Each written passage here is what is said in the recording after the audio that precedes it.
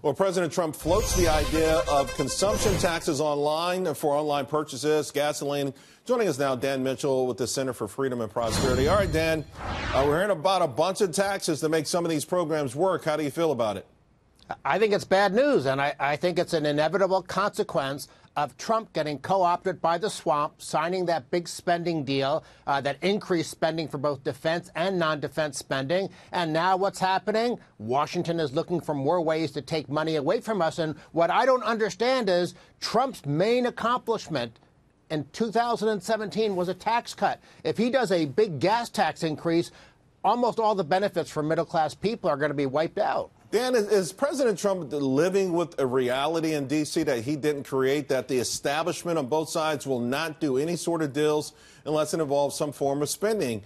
He wanted to help the military. There was only one way to perhaps get it done without another continuous shutdown or resolution or shutdown. I mean, is this just the reality, the political reality? The swamp is murky, and if he wants to get deals done, this is what he's going to have to do?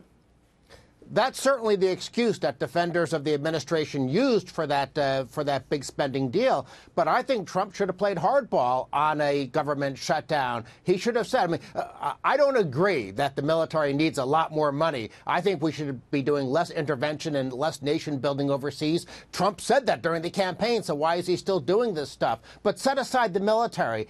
If he wanted more money for the Pentagon, that doesn't mean he should have just rolled over and accepted more money for a lot of these programs that shouldn't exist in the first place in Washington. This is a very fundamental Dan, fight. how does he get infrastructure done then without any sort of way of paying for it? But that's another frustrating thing.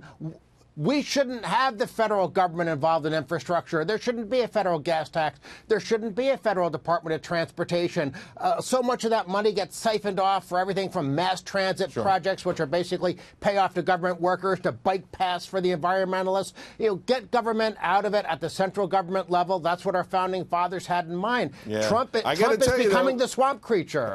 Dan, I got to tell you, though, in our most recent Fox poll, the thing that struck me more than anything else is how many people in America want more government intervention. Even Republicans are 50% now, which, I know it's not traditional, it's not the orthodoxy, but it feels like that's the way we're being